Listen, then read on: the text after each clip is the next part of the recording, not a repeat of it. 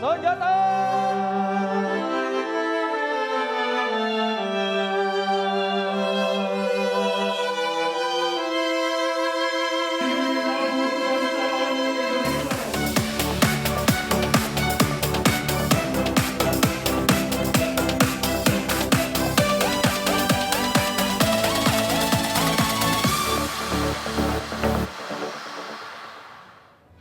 Ya, pemirsa, perjuangan melawan COVID-19 tentu tidak mudah. Itulah yang dialami oleh mereka yang pernah terpapar virus corona tersebut.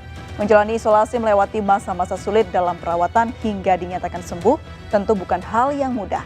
Cerita dari para penyintas COVID-19 tentu bisa memberikan semangat untuk mereka yang saat ini tengah terpapar dan sebagai pengingat bahwa pandemi ini belum berakhir. Bersama saya Aprilia Putri, kita akan bahas malam ini dengan tema Merdeka dari COVID-19. Baik pemirsa, sebelum kami hadirkan perbincangannya ke hadapan Anda, kami akan sampaikan terlebih dahulu informasi seputar peristiwa sepanjang hari ini. Pemirsa, puluhan penyelam profesional di Kota Sorong bersama TNI Polri dan instansi pemerintah mengibarkan bendera merah putih di dasar Laut Pulau Matan, Kabupaten Raja Ampat, Papua Barat. Upacara pengibaran bendera dilakukan untuk memperingati HUT kemerdekaan RI ke-75 tahun.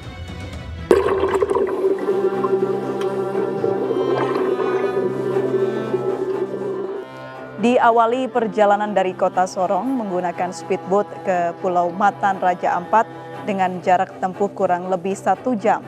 Sebanyak 75 penyelam termasuk 3 penyelam wanita asal Kota Sorong turun ke dasar laut mengikuti upacara pengibaran bendera.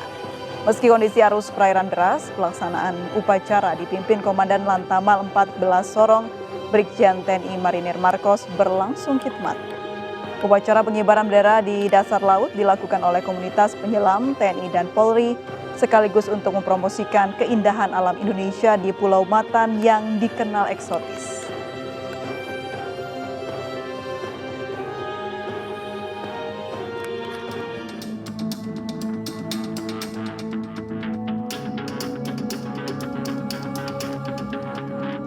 Ya, sementara itu pemirsa, puluhan pemuda yang tergabung dalam komunitas sepeda motor menjelajah gunung di Kabupaten Nagan Raya Aceh untuk mengibarkan bendera merah putih. Tiba di puncak gunung, mereka langsung menancapkan bendera merah putih. Sebagai bentuk penghormatan, mereka menggelar upacara sambil menyanyikan Indonesia Raya. Kegiatan ini merupakan rasa cinta tanah air dalam HUT kemerdekaan RI ke-75 tahun. Ya, di tengah pandemi, para pemuda berharap pengibaran bendera merah putih dapat memberikan semangat kepada masyarakat Indonesia mampu menang melawan virus corona.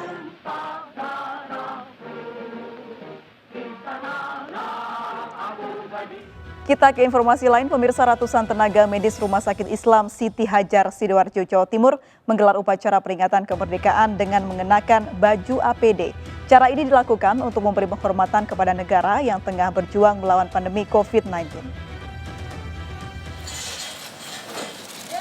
Seluruh tenaga medis menyanyikan lagu Indonesia Raya. Dokter, perawat, dan tenaga kesehatan lainnya mengenakan baju alat pelindung diri APD level 3 lengkap.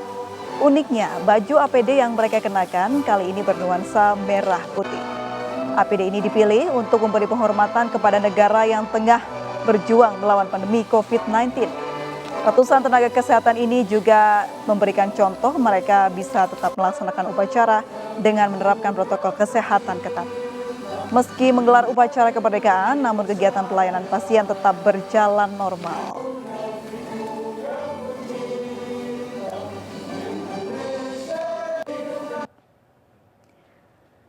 Ya, masih dalam suasana kemerdekaan, berbagai lomba unik untuk memeriahkan kemerdekaan Republik Indonesia masih digelar dalam masa pandemi ini dengan protokol kesehatan.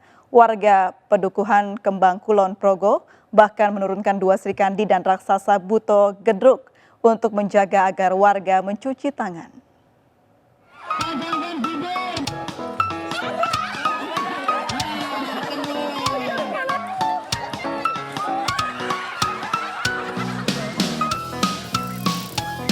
Sejumlah lomba digelar diikuti warga Pedukuhan Kembang Kulon Progo, Jawa Tengah dengan menerapkan protokol kesehatan, yaitu diharuskan mencuci tangan dengan sabun dan diperiksa suhu tubuh sebelum masuk area lomba. Pengawasnya pun unik, 2 perempuan berpakaian ala Sri Kandi serta Buto Gedruk atau raksasa lengkap dengan topengnya. Perlombaan digelar di lapangan sehingga antara penonton dan peserta tidak berdesakan, tetap menjaga physical distancing. Penonton dan peserta pun diharuskan memakai masker. Meski di tengah pandemi, antusias warga untuk memeriahkan Hari Kemerdekaan Republik Indonesia tetap tinggi.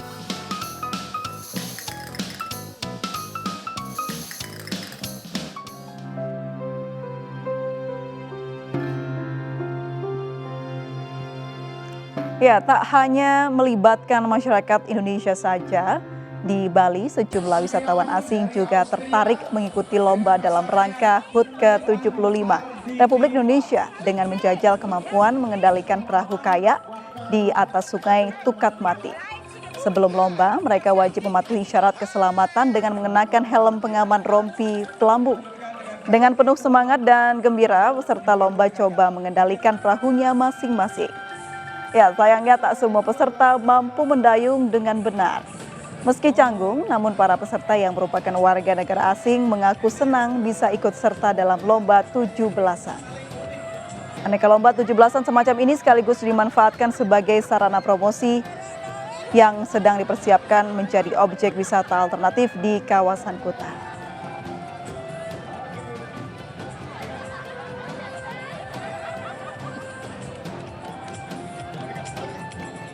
Ya, pemirsa, warga dan wisatawan asing menyambut gembira dengan dibukanya kembali sejumlah objek wisata Bali di masa kenormalan baru. Lalu bagaimana kondisi pariwisata saat libur panjang seperti saat ini? Kita sudah terhubung dengan salah satu pelaku pariwisata, Pak Igede Rai Arsana. Selamat malam, Pak Rai. Selamat malam, Mbak Julia. Baik, Pak Rai, kalau boleh tahu bagaimana situasi pariwisata di Bali saat ini dalam kenormalan baru? Sebenarnya sih situasinya sedikit ada perubahan. Biasanya sih kalau memang Agustus sebelum COVID ini Bali sudah pack ya, sudah full pack semua di mana-mana, orang dari hotel juga susah. Di COVID ini mungkin ada peningkatan sedikit dengan sebelumnya dalam masa pandemiknya, cuman memang tidak signifikan sekali karena yang kemarin itu dari pemerintah hanya baru dibuka untuk market domestik saja. Dan mungkin masih rata-rata hotel yang sudah buka ya, karena ada beberapa hotel yang saya pikir masih banyak teman-teman yang belum buka. Itu masih 1 digit. Jadi artinya tingkat hunian kita masih di bawah 10%. Mungkin ada beberapa yang di atas bisa dihitung dengan jari lah. Karena yang sementara ini mungkin yang banyak datang ke Bali itu adalah lewat darat ya. Jadi market Surabaya yang begitu sudah mulai banyak pendatangan. Jadi lebih banyak wisatawan domestik begitu ya, Pak ya? Benar, karena Bali belum dibuka untuk internasional. Indonesia juga kan masih belum buka untuk internasional. Baik, pelaku pariwisata apa saja, Pak, yang sudah beroperasi normal di Bali? Dari kemarin pemerintah Bali sudah melakukan verifikasi ya, yang kita lakukan untuk objek-objek wisata. Sebagian besar objek pariwisata sudah terverifikasi. Artinya kalau sudah terverifikasi mereka sudah boleh buka.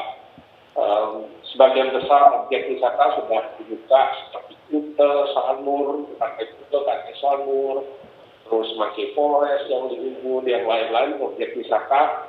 Bagian besar sudah diverifikasi dan diizinkan membuka oleh pemerintah. Hotel-hotel dan restoran sudah terverifikasi, artinya mereka sudah boleh melakukan kegiatan, itu juga sudah mulai. Cuman ada memang bagian besar hotel dan restoran yang belum buka. Mungkin baik. Kalau sudah beroperasi, Pak Ray, bagaimana protokol kesehatan yang diterapkan di sana? Apakah sudah disiapkan secara matang atau seperti apa yang Anda lihat? Sudah, kalau saya lihat ya, hotel dan restoran yang sudah terverifikasi itu sudah di assessment sama pemerintah, protokolnya semua sudah dijalankan sesuai dengan standar yang sudah ditentukan oleh pemerintah. Ada sendiri assessmentnya sendiri yang harus dipatuhi sebelum hotel dan restoran itu dibuka. Baik, terakhir apa Pak harapan Bapak selaku pelaku pariwisata untuk kemajuan pariwisata di Bali? Yang jelas, yang pertama yang harapkan dari domestic market, harapkan mudah-mudahan mudah-mudahan pemerintah bisa mengasih green light lah untuk market yang ada di Jakarta, Surabaya, semua itu sudah mulai agak dilonggarkan untuk traveling kembali, baik lewat darat, semuanya. Jadi selama Bali atau Indonesia belum dibuka untuk internasional, yang kita harapkan untuk domestic market ini mulailah bergerak. Bantu kita, saudara kita semua yang ada di sini untuk saling bantu-membantu. Travelinglah Bali, jangan traveling ke luar negeri, ayolah ramaikan domestic market ini. Baik, terima kasih Pak Re sudah bergabung dan berbincang bersama kami di Indonesia Bicara. Sehat selalu Pak Re, selamat malam. Terima kasih banyak, terima kasih, selamat malam. Ya, pemirsa, dialog merdeka dari COVID-19 akan hadir sesaat lagi. Tetaplah bersama kami di Indonesia Bicara.